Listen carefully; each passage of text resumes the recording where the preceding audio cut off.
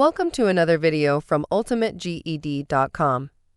In this video, we'll walk you through a GED math test so you'll know exactly what to expect and how to pass. For a complete step-by-step GED math course from start to finish, be sure to visit ultimateged.com. Which of the following expressions is undefined within the set of real numbers? To pass the GED math test, it's important to know how to identify undefined numerical expressions. There are two conditions that makes a numerical expression undefined. 1. A numerical expression is undefined if the denominator of the fraction is 0. Example, 5/0 is undefined. 2. A numerical expression is undefined for the square root of a negative number. Example, the square root of -9 is undefined. From the options given, option C matches the first condition of an undefined expression. That is, a numerical expression is undefined when the denominator of a fraction is 0. We can clearly see that it's a fraction, and its denominator is 0. This makes the expression undefined in the set of real numbers. So the correct answer is option C, 8/0.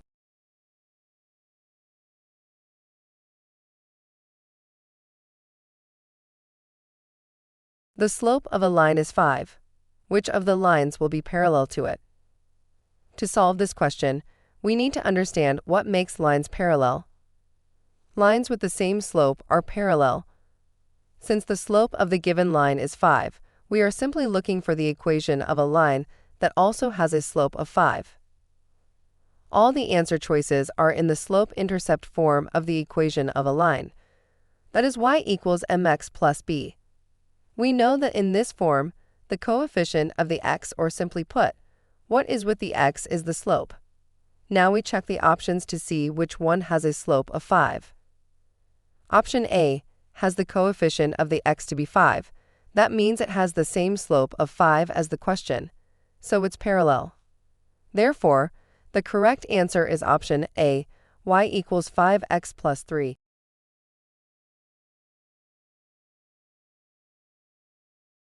The points -2.5 and 3.5 are plotted on a number line. What is the distance in units between the 2 points? To pass the GED math test, you need to understand how to find the distance between numbers on a number line using absolute value. To find the distance between 2 points on the number line, you will have to find the absolute value of one of the numbers minus the other number. The vertical bars here represent absolute value. It doesn't matter which number you choose as A or B, because the absolute value will make the result positive either way. For this question, we'll let -2.5 be our A value and 3.5 be our B value. So we take the absolute value of -2.5 minus 3.5. Now we subtract. -2.5 minus 3.5 is -6. So we have absolute value of -6. The absolute value of any number is the positive of that number. The absolute value of -6 is therefore 6. Therefore, the correct answer is option B, 6.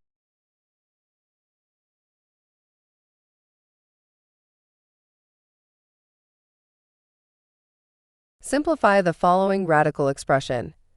50 minus square root of 18 plus square root of 36. We will start by simplifying each of the terms. To simplify roots or radicals, there are two things you are looking at. 1. Is the value under the square root sign a perfect square? Can it be written as a number times itself? 4 is a perfect square. That is 2 times 2. 9 is a perfect square. That is 3 times 3. 16 is a perfect square. That is 4 times 4. Hope you get the point. Here is a list of the first 10 perfect squares. 2. Can the number be written as a perfect square times another number? Example, 32 can be written as the perfect square 16 times 2. If you cannot use 1 or 2, then the radical cannot be simplified. Let's apply this to each square root in the expression. For the square root of 18, we will notice that 18 is not a perfect square. However, 18 can be written as the perfect square 9 times 2. 9 times 2 is 18. We can find the square root of the 9. 3 times 3 is 9. So square root of 9 is 3. Since we did not find the square root of the 2, it will remain under the root sign. So we have 3 times root 2. For the square root of 36, we will notice that 36 is a perfect square. 6 times 6 is 36. So square root of 36 is 6. Now our expression becomes 50 minus 3 times root 2 plus 6. Next, we will combine like terms. We will add the numbers. 50 plus 6. This is 56. Since there is no other root 2 term to combine with, we simply keep 3 root 2 as it is. So the final answer is 56 minus 3 times the square root of 2. Therefore, the correct answer is B, 56 minus 3 times the square root of 2.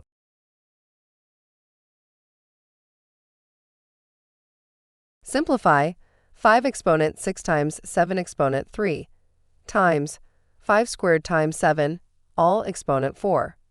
To pass the GED, you must be able to simplify numerical expressions with exponents. You have to be able to work with the laws and rules of exponents. You can check out our GED math course for all the laws and rules, but for this question, you must know 1. The product rule, which states that when you multiply two exponent with the same base, you can simply add the exponent. So if you have something like 4 exponent 2 times 4 exponent 3, you can add the 2 and the 3 to get 5 since they both have a base of 4. 2. The power rule, which states that if you have an exponent raised to another exponent, you can simply multiply the exponents. So if we have 4 exponent 2, all exponent 3, we have to multiply the 2 and the 3 to get 6. So we have 4 exponent 6. With these rules, let's solve our question. We will first apply the power rule to the second parenthesis. We will multiply each of the exponents in the parenthesis by the 4 outside. So we will have 5 exponent 2 times 4. This will give us 5 exponent 8. We know that 7 is the same as 7 exponent 1. Any number without an exponent has an exponent of 1. So we will multiply 7 exponent 1 times 4. This will be 7 exponent 4. Now we have 5 exponent 6 times 7 exponent 3 times 5 exponent 8 times 7 exponent 4. We can rearrange them so that we have the ones with same base next to each other. Now we can apply the product rule. When the bases are the same, we can add the exponent. We can add the exponents of the base 5. We have 6 plus 8. This will give us 5 exponent 14. We can also add the exponent of the 7. We have 3 plus 4. This will give us 7 exponent 7.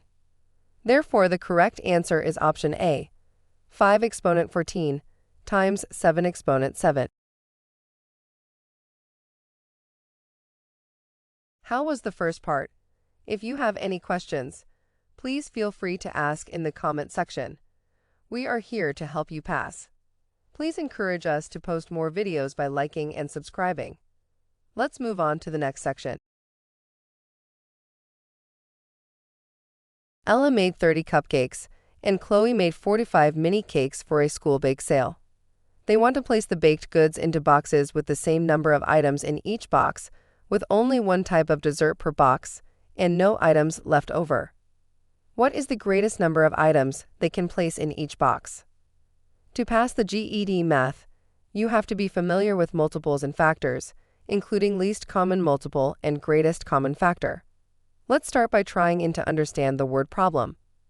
Ella and Chloe want to pack their dessert in a very specific way. Each box must have the same number of items, like every box has 5 or 10 or 15. Each box should have only one type of dessert, so no mixing cupcakes and mini cakes in the same box.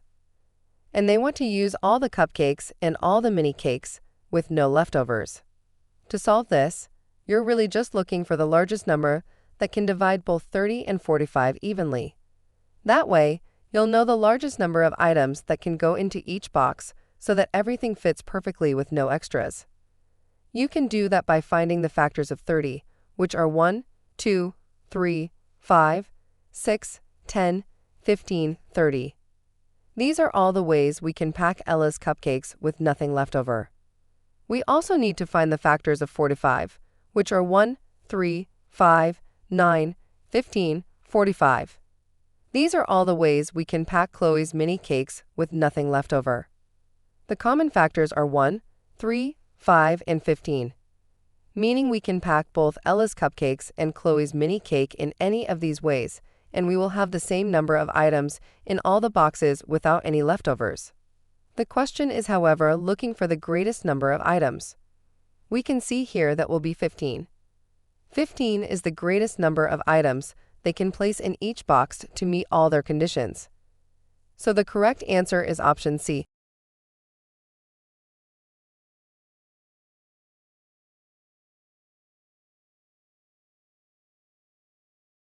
The table below shows the number of students who scored within certain ranges on a recent math test.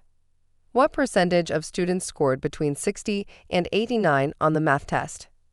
This question tests your ability to find percentages from a data table. We need to calculate the percentage of students who scored between 60 and 89 on a math test. To do that, we'll first identify the number of students who scored between 60 and 89, then add them together.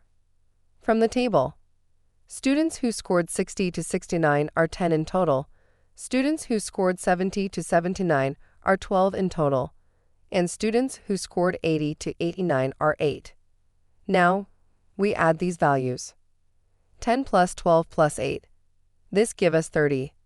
Next, we need to calculate the total students who wrote the test so we can find the percentage.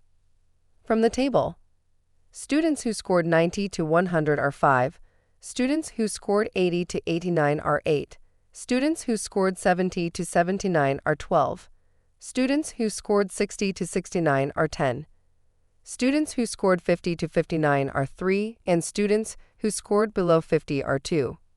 We add these values. 5 plus 8 plus 12 plus 10 plus 3 plus 2.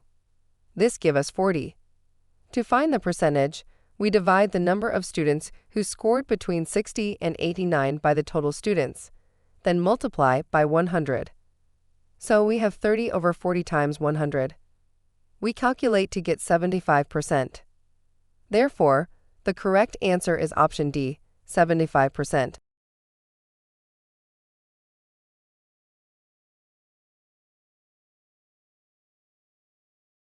A playground is being built in the shape of two adjoining areas, a square and a triangle. The square section is 12 meters on each side. A triangular extension is added along one side of the square. The base of the triangle is equal to the length of the square's side, and its height is 8 meters. What is the total area of the playground? This is a typical geometry word problem. For geometry, it is important to have a diagram so you can get a clear picture of what you are working on. We know the playground is made of two shapes joined together, a square and a triangle. The square section is 12 meters on each side. A triangular extension is added along one side of the square, so we can attach it here. We know the base of the triangle is equal to the length of the square's side. So the base of the triangle is also 12 meters, and its height is 8 meters. Now we want to find the total area of the playground. To do this, we will calculate the area of each shape and then add them together. Let's start by finding the area of the square.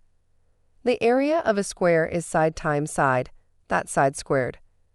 All needed formulas will be given to you on the GED test, so no need to memorize it. The side is 12 meters, so we have 12 squared. This gives us 144 square meters. Next, we calculate the area of the triangle. The area of a triangle is half times base times height. We know the base is 12 meters and the height is 8 meters. We substitute the values into the formula. Half times 12 times 8. This gives us 48 square meters. Now we add the area of the square, which is 144 square meters, to the area of the triangle, which is 48 square meters, to get the total area. We calculate to get 192 square meters. So the total area of the playground is 192 square meters. Therefore, the correct answer is option C, 192 square meters.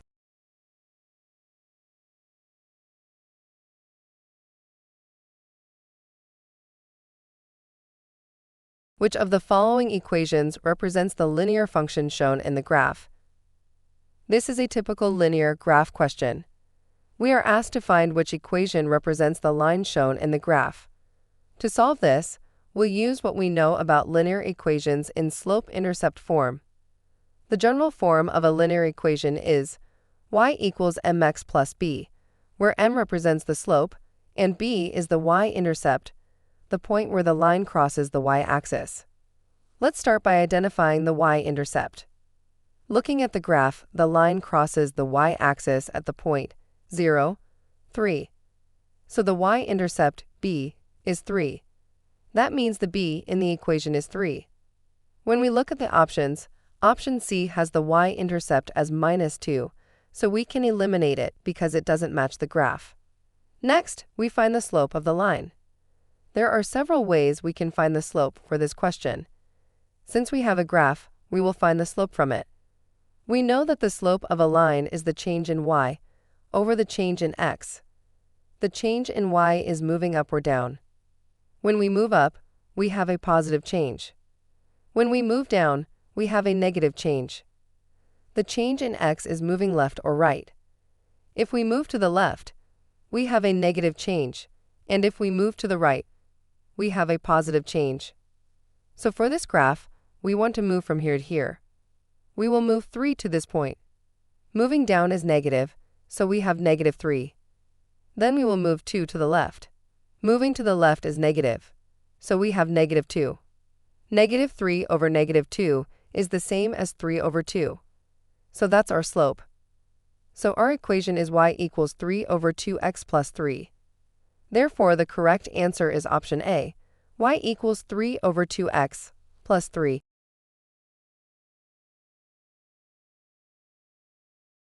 Solve the system of equations. X plus 2y equals 8. 3x minus y equals 3. There are several good ways to solve this question. On the GED Math, the best way is to check which of the multiple choice answers satisfy the equations. Let this be equation 1 and this be equation 2. I always start with the equation that is easy. For this, I'll look at equation 2, thus 3x minus y equals 3. If I pick option A, x equals 1 and y equals 4. Place it in the equation 2. We will have 3 times 1 minus 4, which gives us -1. This is not equal to 3. So, option A is incorrect. Now, let's try option B. X equals 4 and y equals 1. We will substitute the values into equation 2. 3 times 4 minus 1. This is 11. Since 11 is also not equal to 3, option B is incorrect. For option C, x equals 2 and y equals 3. We put that into equation 2. 3 times 2 minus 3 is 3. So it satisfies equation 2.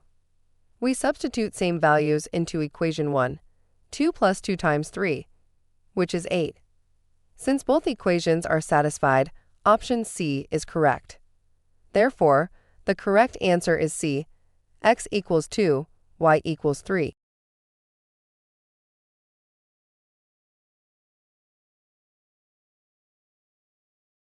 The graph below shows the number of tickets John sold for his magic show. How much more tickets did he sell on his best day compared to his worst day?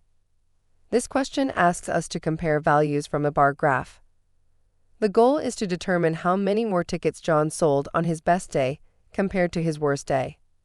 First, let's identify the number of tickets sold each day from the graph. On Monday, he sold 31 tickets.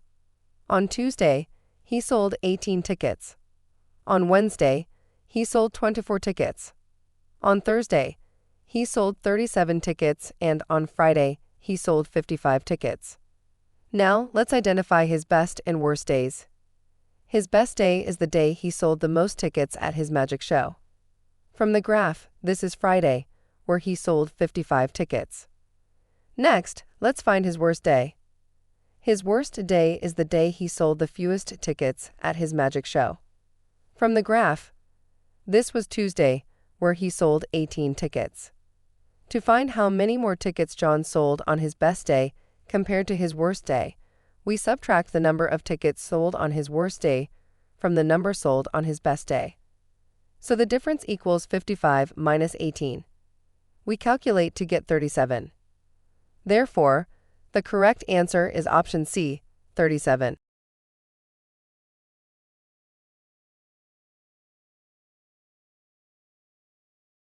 In a charity drive, Jordan collected X dollars. Emily collected $3 more than Jordan. James collected $2 less than Jordan.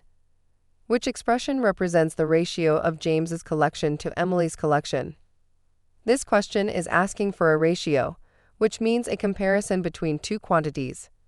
On the GED Math Test, ratio problems often involve creating expressions from word descriptions. We are told Jordan collected X dollars. Emily collected 3 more than Jordan. The more than means addition. So she collected X plus $3. James collected 2 less than Jordan. The less than means subtraction.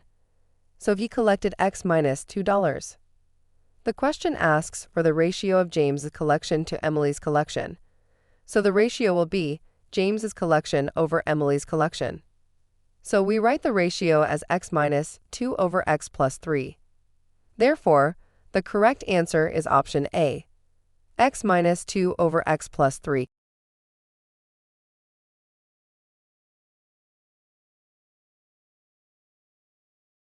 Which table of values represent a function? Questions about identifying whether a table or graph represents a function are very common on the GED Math Test. For a table or graph to represent a function, no input value can have more than one output value.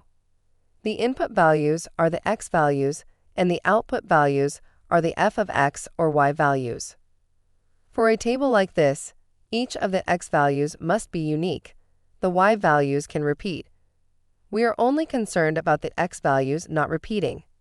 Let's go through each option one by one. Option A. This is not a function because there are 2 negative ones. Remember, the x values cannot be repeated. -1 gives 4 and -1 also gives 7. The input value -1 is giving 2 output values. From our rule, we know that no input value can have more than 1 output values. Let's look at option B. Option B is not a function because the 7 repeats. The input value 7 is giving us more than 1 output values. Now let's look at option C. This option is a function because none of the x value repeats. All x values, 1, 3, 5, and 7, are unique.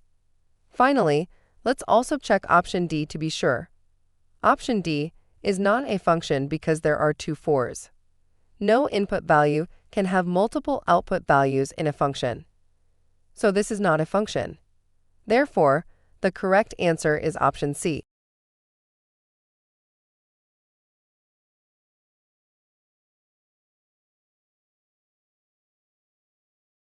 The pie chart below illustrates the regional sales distribution for a brick manufacturing company in Japan.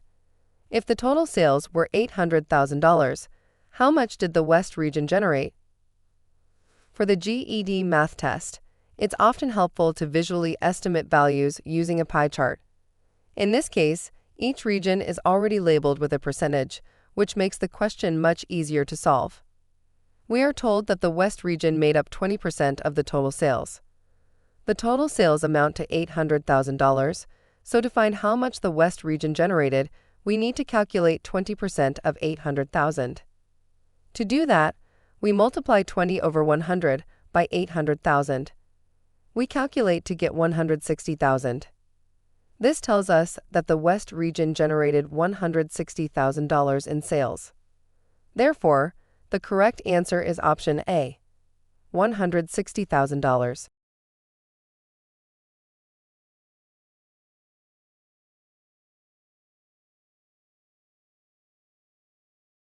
Simplify the expression 3x minus 2 divided by 9x squared minus 4. To solve this question, you have to understand the difference of two squares. The term difference of squares involves subtracting one perfect square from another perfect square. Example, a squared minus b squared. The solution to this will be a plus b times a minus b. Please note that this applies only if the sign here is minus. For this question, the first work is to identify that 9 can be written as 3 squared, and 4 can be written as 2 squared, because 3 squared is 9 and 2 squared is 4. 3 squared times x squared can be written as 3x all squared. So we have 3x all squared minus 2 squared. This is the difference of two squares. We can write this as 3x plus 2 times 3x minus 2. Now, the expression becomes 3x minus 2 divided by 3x plus 2 times 3x minus 2. Since there's 3x minus 2 in both the numerator and denominator, they can cancel out.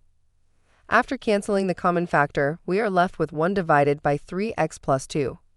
Therefore, the correct answer is option D, 1 over 3x plus 2.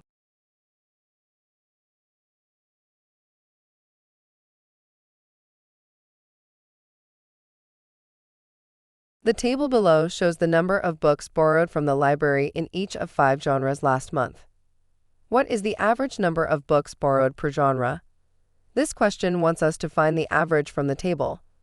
Understanding how to read tables and calculate averages is extremely important for passing the GED. You'll need it for GED Math, GED Science, and GED Social Studies. The average will be the sum of all the books borrowed divided by the number of genres. Fiction has 20 books, mystery has 35 books, science has 15 books, biography has 30 books, and history has 25 books. We add this to get a total of 125 books. Now we divide this total by the number of genres, which is 5. We do the division to get the average as 25. Therefore, the correct answer is option D, 25.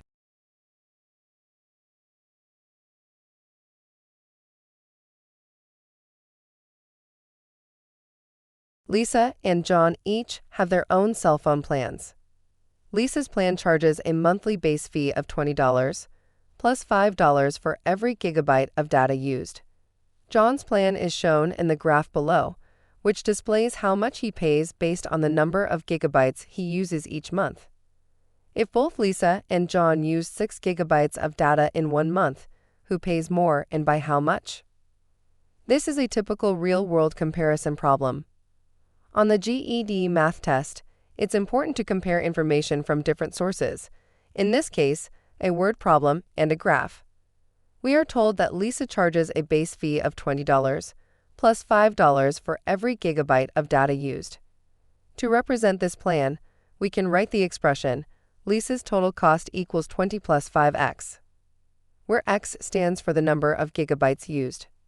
Now, if Lisa uses 6 gigabytes of data in 1 month, we substitute 6 for x in the expression. So we will have 20 plus 5 times 6. We calculate to get $50. Next, we check John's plan, which is shown on the graph. To find how much John pays for 6 gigabytes, we look along the x-axis for 6, follow it up to the point on the line, and then move across to the y-axis. The graph shows that when John uses 6 gigabytes of data, his total cost is $72. Now that we know both costs, we compare them. Lisa pays $50 and John pays $72, so we subtract to find the difference. 72 minus 50. This will give us $22. So John pays $22 more than Lisa for 6 gigabytes of data. Therefore, the correct answer is option B.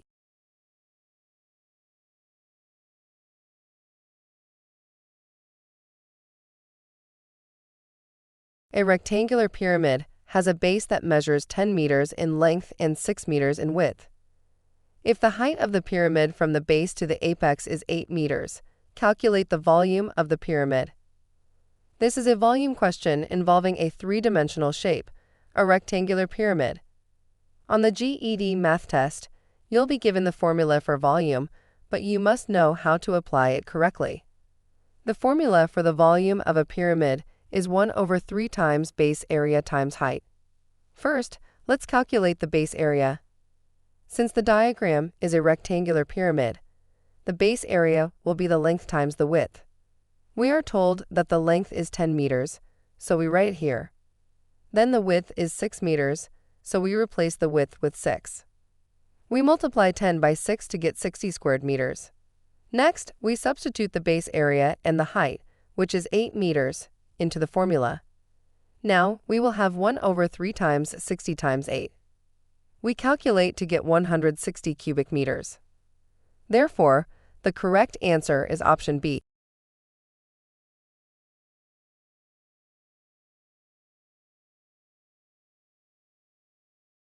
Simplify the expression. 3 times x minus 4 minus 2 times 2x plus 5 plus 4 times 3x minus 2. To pass the GED Math, you must be good at simplifying expressions. Students often get questions like this wrong because they make mistakes with negatives or the minus sign. To solve this, we will distribute the constants outside the parentheses to each term inside the parentheses and multiply. For the first term, we will have 3 times x, which is 3x. Then we have 3 times negative 4, which is minus 12. We work on the second part. Negative 2 times 2x is minus 4x. And negative 2 times 5 is negative 10. Then we work on the last part. 4 times 3x is 12x. And 4 times negative 2 is minus 8. Next, combine the like terms. Combine the x terms and the constant terms together. 3x minus 4x plus 12x equals 11x. For the constants we have minus 12, minus 10, minus 8 is minus 30. Therefore, the correct answer is option A, 11x minus 30.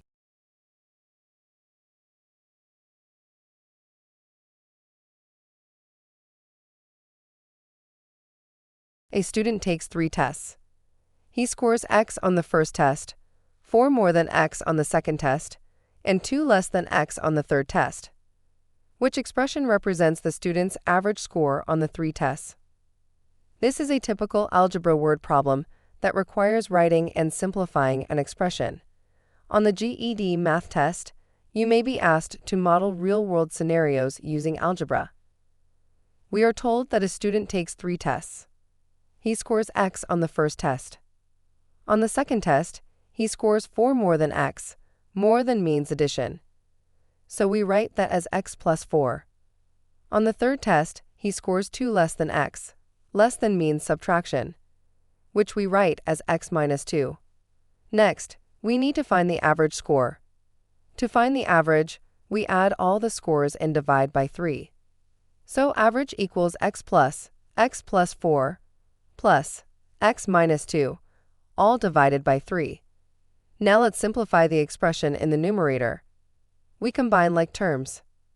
X plus x, this will give us 3x. 4 minus 2, to get 2. So we get 3x plus 2, all divided by 3 as the average score. Therefore, the correct answer is option D.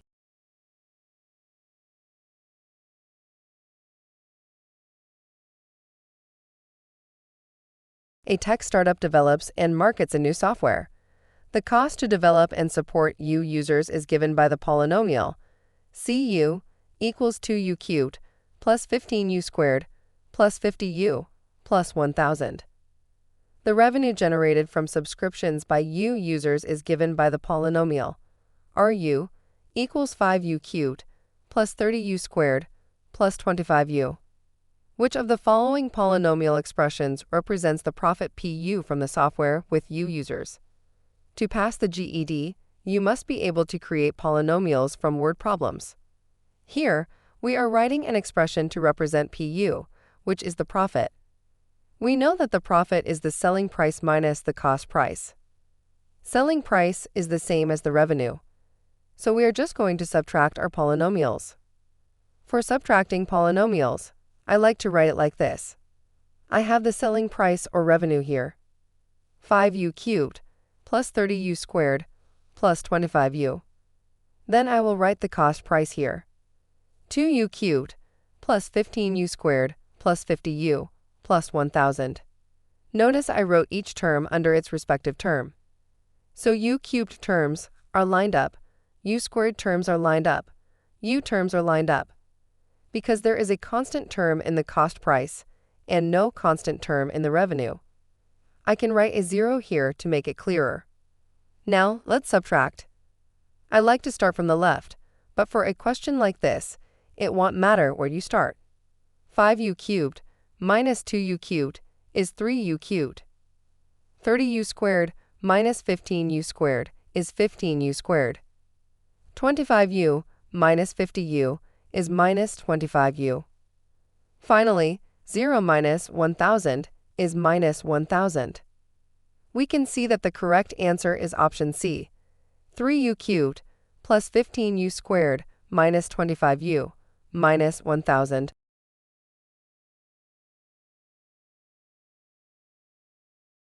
In a science lab, a solution is made by mixing water and a chemical in a ratio of 3:2. If a scientist wants to prepare 50 milliliters of the solution using the same ratio, how many milliliters of water and how many milliliters of the chemical are needed?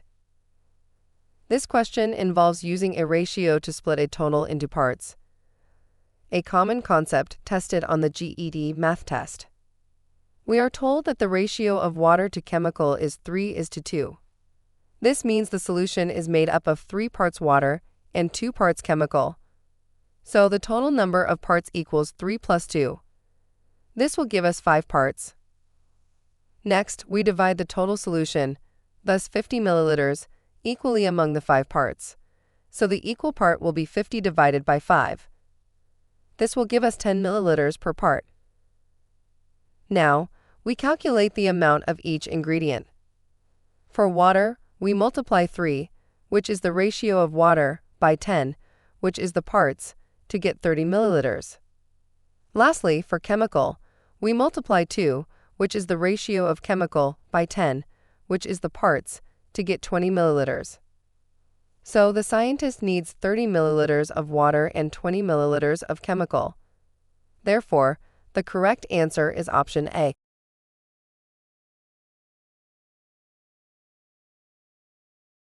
What is the perimeter of the triangle shown below?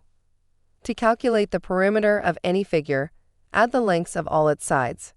In this case, we have a triangle, so we'll add the lengths of its 3 sides. However, we are missing one side of the triangle, so we need to find it. Now you need to be familiar with Pythagorean theorem, which applies to triangles. A right triangle is a triangle with an angle of 90 degrees represented by the box in the corner.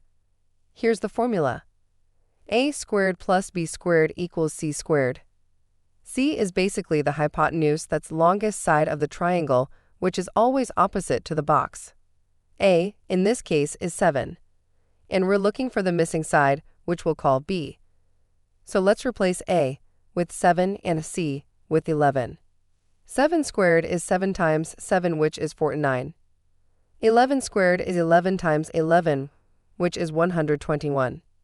Now let's subtract 49 from both sides. This will cancel out. 121 minus 49 is 72.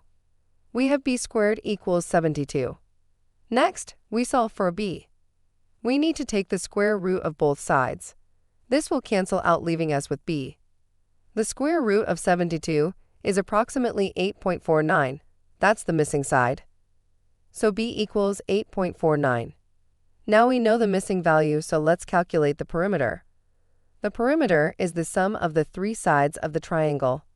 We substitute the values into the formula and add them. A is 7, B is 8.49, and C is 11. We calculate to get 26.49. We round the result to the nearest whole number, which gives us 26. Therefore, the correct answer is option C, 26.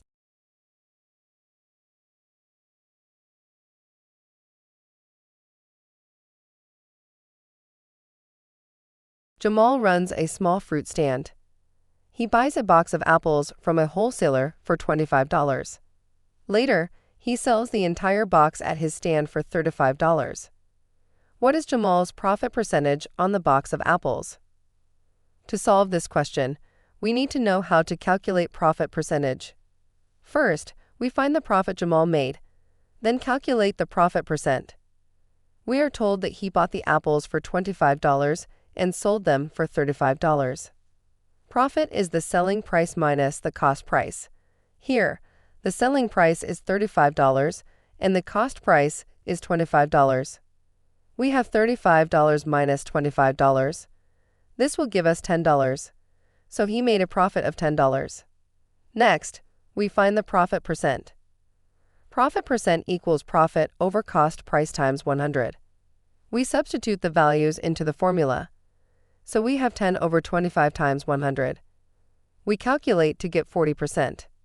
Therefore, the correct answer is option C, 40%.